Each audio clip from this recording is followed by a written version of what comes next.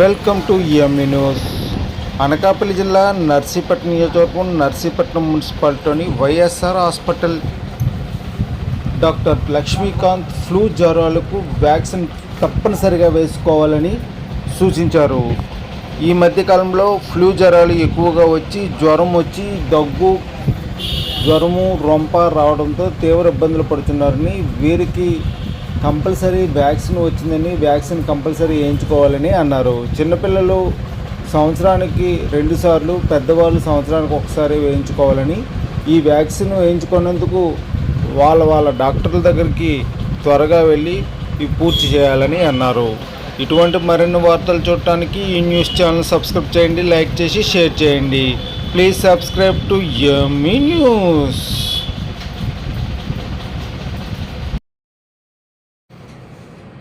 ఇవాళ నర్సీపట్నం మరియు చుట్టుపక్కల ఉన్న గ్రామ ప్రజలకి పత్రికా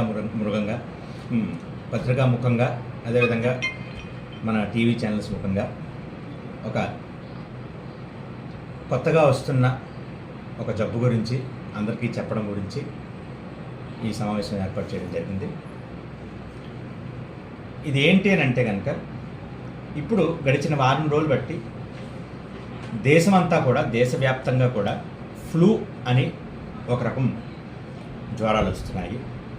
ఈ ఫ్లూ అంటే ఏంటి అంటే, గతంలో ఒక దశాబ్ద కాలం క్రితం, ఒక 10 సంవత్సరాల క్రితం మన భారతదేశం అంతా కూడాను స్వైన్ ఫ్లూ అని ఒక రకం ఫ్లూ జ్వరంలో వచ్చి చాలామందికి ప్రాణహాని కూడా అప్పట్లో కలిగింది.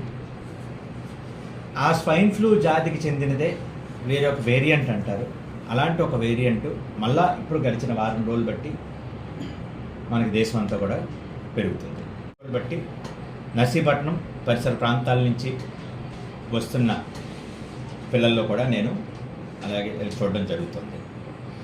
ఇది తక్కువలో ఉండగానే మనం దీనికి జాగ్రత్తలు తీసుకుని ఇది పెద్దగా వ్యాపించకుండా మన ప్రజలు ఎక్కువగా ఇబ్బంది పడకూడదనే ఉద్దేశంతో అసలు ఈ ఫ్లూ అంటే ఏంటి, దీనికి మనం ఏ జాగ్రత్తలు తీసుకోవాలి, ఏ విధంగా దీని నుంచి మనం కాపాడుకోవాలని చెప్పడం కోసం ఇవాళ నేను మాట్లాడడం జరుగుతుంది.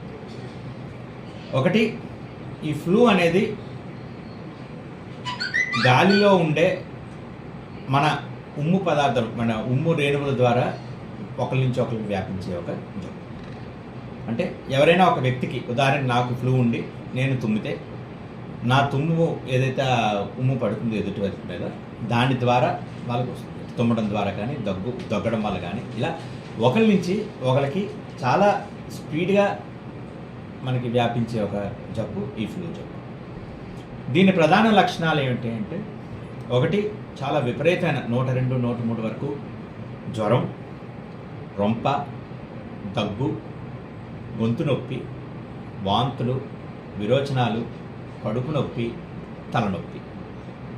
వీటిలో ఏ లక్షణం ఉన్నా కూడా అది ఫ్లూ అవ్వచ్చు. అంటే ఖచ్చితంగా జ్వరం ఉంటేనే ఫ్లూ అని కాదు, రొంప దగ్గు ఉన్నా కూడా ఫ్లూ ఉండొచ్చు, రొంప దగ్గుతో పాటు విరోచనాలు అయినా ఫ్లూ ఉండొచ్చు. ఇలా ఏ 8 ఇప్పుడు నేనైతే లక్షణాలు చెప్పినట్టు వీటిలో ఏ కాంబినేషన్తో అయినా సరే ఈ ఫ్లూ అనేది రావచ్చు. అంచేత మనకు జ్వరం లేదు, ఫ్లూ లేదు అని కూడా అనుకోవడానికి లేదు. మనం అంచేత ఫస్ట్ మనం తీసుకోవాల్సిన జాగ్రత్త ఏంటంటే, పిల్లల దగ్గర నుంచి పెద్దవాళ్ళ దగ్గర నుంచి ప్రతి ఒక్కరికి కూడా ఎవరికి జ్వరం వచ్చినా వీలైనంత త్వరగా మీ డాక్టర్లు మీరు సంప్రదించుకోవాలనేది మొదటి సూచన. 2, మనం కోవిడ్ విస్తరించిన సమయంలో ఎలాగైతే మాస్క్ వేసుకుని మనం తిరిగే వాళ్ళమో, కుదిరినంత వరకు ఆ సోషల్ డిస్టెన్సింగ్ కానీ, మాస్క్ వేసుకోవడం కానీ తప్పనిసరిగా పాటించాలి. 3, ముఖ్యంగా పిల్లలకి స్కూల్కి వెళ్ళేటప్పుడు కూడా పిల్లలకి మాస్క్ వేసి పంపించండి. అదేవిధంగా మనం భోజనం చేసినప్పుడు కానీ ఇతన్ని మనం చేతులు శుభ్రంగా సబ్బు పెట్టి కడుక్కోవడం, మాస్క్ వేసుకోవడం, ఈ 2 ప్రధానంగా ఈ సమయంలో మనం అరికట్టడానికి చేయగలిగిన విషయాలు. ఇవి మనం చేయాలి. వెళ్ళకుండా ఉండడం, ఇవన్నీ కూడా మనం తీసుకోవాల్సిన జాగ్రత్త. 2, మరి ఈ ఫ్లూ వ్యాపించిన తర్వాత దీనికి మందులు ఉంటాయా? మందులు ఉన్నాయి. అందుకనే మొదటి రోజు జ్వరం వచ్చిన మొదటి రోజు టెస్ట్ చేసినా కూడా ఫ్లూ ఉందో లేదో మనకి నిర్ధారణ చేసే టెస్ట్ మన నర్సీపట్నంలో కూడా అవైలబుల్గా ఉంది. అది చేయించుకుని ఉంటే దానికి తగిన మందులు వాడాలి. ఎందుకని ఇది ప్రమాదం అని చెప్తున్నానంటే, కొంతమందికి వ్యాధి నిరోధక చర్య తక్కువ ఉన్న వాళ్ళకి, అంటే ఇమ్యూనిటీ తక్కువ ఉన్న వాళ్ళకి ఇది చాలా త్వరగా ఊపిరితిత్తులకు వ్యాపించి ప్రాణహాని కూడా కలిగిన ఒక ప్రమాదమైన జ్వరం ఈ ఫ్లూ జ్వరం. అయితే ఎవరు ఎక్కువ బాధపడిన వ్యక్తులు ఎవరు, ఏ కోణానికి చెందిన వాళ్ళు అంటే, అందరికన్నా ముఖ్యంగా ఏడాది లోపు పిల్లలు, 5 సంవత్సరాలలోపు పిల్లలు, 60 సంవత్సరాలు దాటిన పెద్దవారు. ఈ 3 వయసులకు చెందిన వారు ఎక్కువ జాగ్రత్తగా ఉండాలి.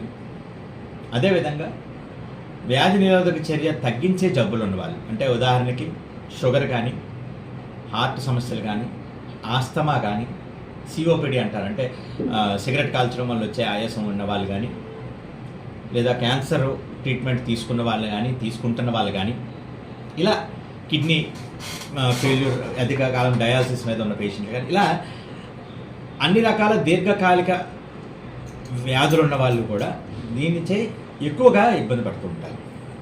సో ముఖ్యంగా వాళ్ళు, అలాగే ఇతరులు కూడా ఇప్పుడు నేను చెప్పినటువంటి ముందు నేను చెప్పిన జాగ్రత్తలన్నీ తీసుకోవడం మంచిది. ఈ ఫ్లూ ఏదైతే ఉందో దీన్ని నియంత్రించడానికి వ్యాక్సిన్ కూడా మనకి ఉంది. ఈ వ్యాక్సినేషన్ ఎలా చేసుకోవాలి అంటే, 7 నెలలు, అంటే 6 నెలలు నిండిన పిల్లల నుంచి 8 సంవత్సరాలు నిండేదాకా, 6 నెలలు నిండిన పిల్లల దగ్గర నుంచి 8 సంవత్సరాలు నిండే వయసు, అంటే 6 నెలల నుంచి 6 నెలలు నిండి 8 సంవత్సరం నిండి వరకు మధ్యలో ఉన్న పిల్లలందరికీ కూడా ఈ వ్యాక్సిన్ ఫస్ట్ టైం, అంటే ఉదాహరణకి ఈ సంవత్సరం మొదలు పెడితే 2 డోసులు చేయించుకోవాలి. ఒక డోస్కి మరొక డోస్కి నెల రోజులు వ్యవధి ఉండాలి. అంటే ఉదాహరణకి ఆగస్టు 1వ తారీఖున ఒక డోసు చేస్తే మళ్ళీ సెప్టెంబర్ 1వ తారీఖుని 2వ డోసు చేయించుకోవాలి. అక్కడి నుంచి ప్రతి ఏడాది జూలై నెలలో చేయించుకోవాలి. అంటే 2024లో 2 డోసులు చేసుకుంటే 2025 ఒకటి, 26 ఒకటి, అలా ప్రతి ఏడాదికి ఒకసారి చేయించుకోవాలి. ఇది 6 నెలల నుండి 8 సంవత్సరాలు నిండే వయసులో పిల్లలు.